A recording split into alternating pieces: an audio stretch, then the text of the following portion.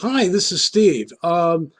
This is my second attempt at doing this video. It's going to be really quick. I actually got to start getting ready to go to work, but I wanted to get this out of the way since for some reason I couldn't load the original edition.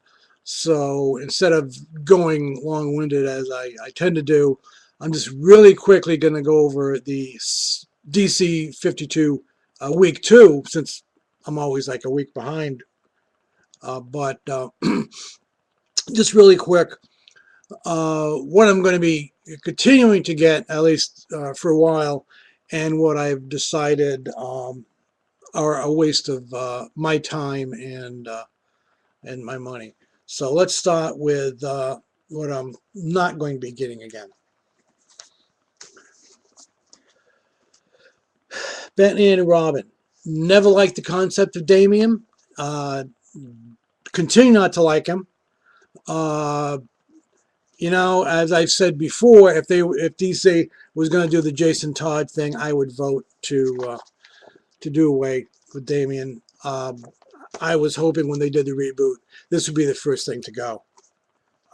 Anyway, I can't bring myself to buy that again. Deathstroke, as I mentioned before, dislike the character. Nothing in this changes my opinion. And in fact, if anything, the last few pages make me even more repelled and disgusted by the character. I totally dislikable. And I can't recommend it at all.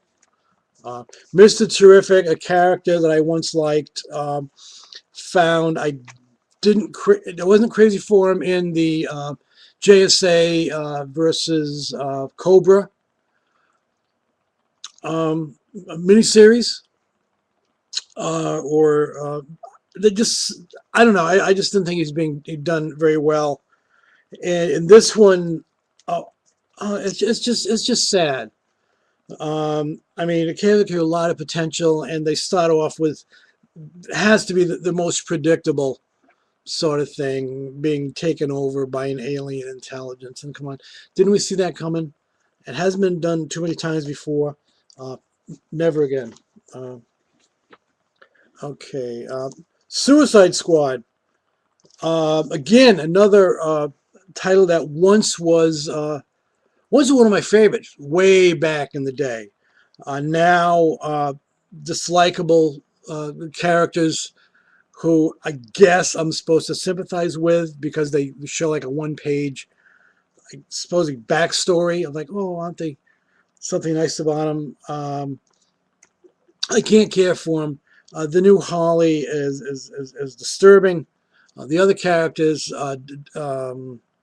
Deadshot, I have liked in some of his incarnations. I don't particularly care for this one, although he hasn't really changed. But he's consistent, and this is just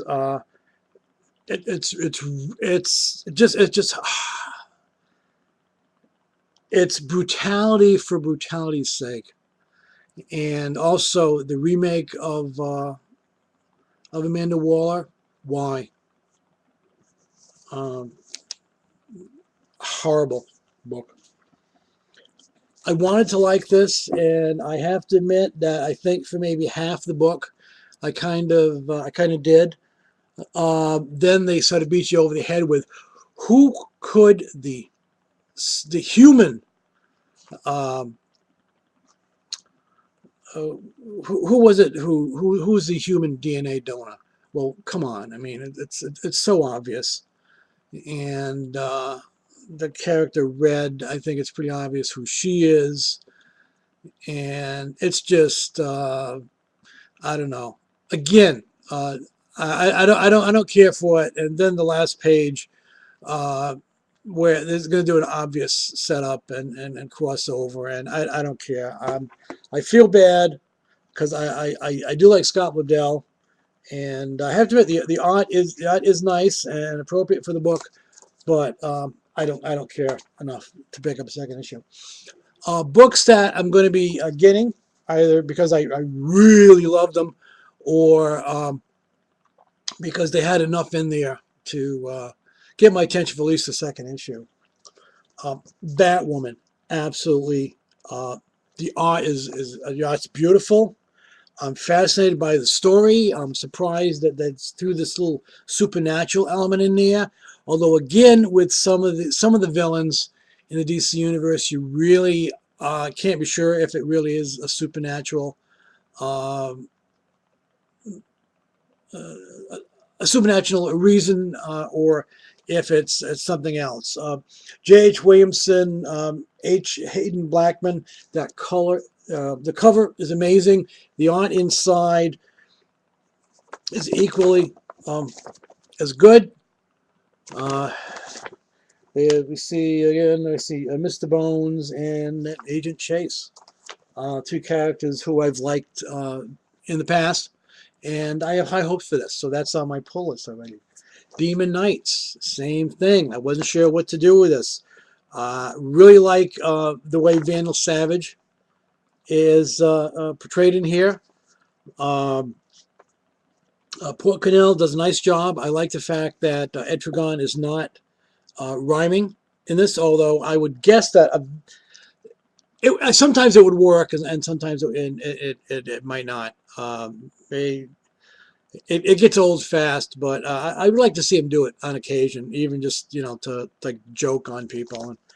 Uh, the relationship between Jason, uh, Jason Blood, Etrigan, and Lady Xanadu. Whoa, man, I hadn't expected that. And the Shining Knight.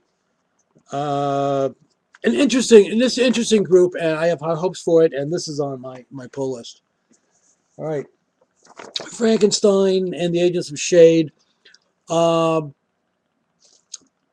I, it's interesting because one of the characters, the vampire. Um, anyways, I'm not. I'm glad he's back because he's an interesting character. It's not really.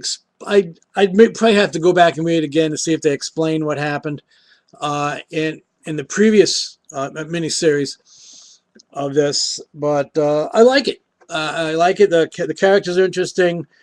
Frankenstein is a lot of fun. I'm really gonna have to go back and dig up issues where he appeared before. I like the fact that his father is now in the body of a young like Japanese girl. It's a lot of fun, and the relationships are good. And anyways, that's on my pull list, and was on my pull list before the first issue came out, and I'm glad I lived up to it. Green Lantern. I think, and you know what, I'm going to do both issues at once. Green Lantern and Red Lantern. I'm going to give both a couple of issues to see how I feel. But there's enough in both to intrigue me. Hal no longer has his ring, and he may, and Sinestro sort of comes to him to make a deal, which you don't know about. But it's pretty obvious what it's going to be. And it'll be curious to see what happens, if not the inevitable. But we're looking for that. Red Lanterns.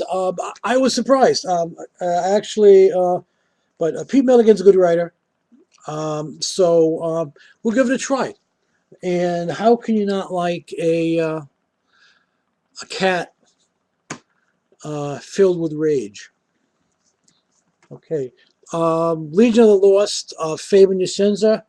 I'm intrigued enough. It's not great. I was a fan of the original Legion of the Lost series.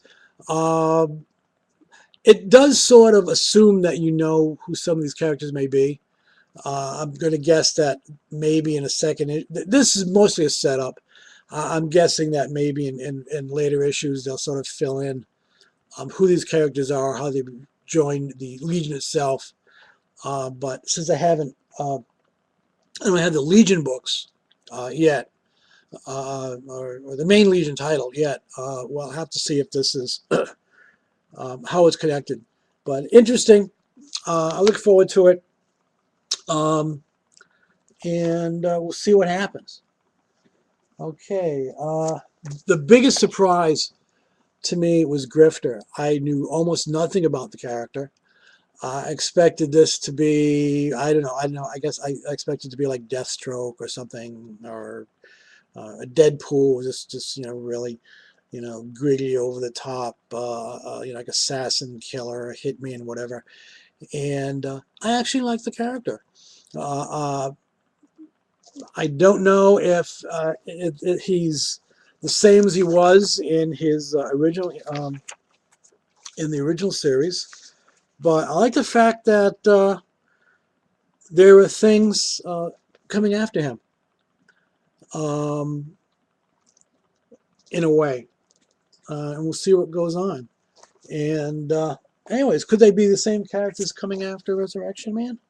Probably not. But Resurrection Man, one of my favorite titles by one of my favorite science fiction and comic writers, Dan Abnett.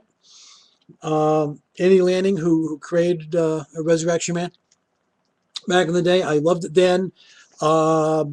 It's very similar now, but Resurrection Man dies and comes back, hence the name.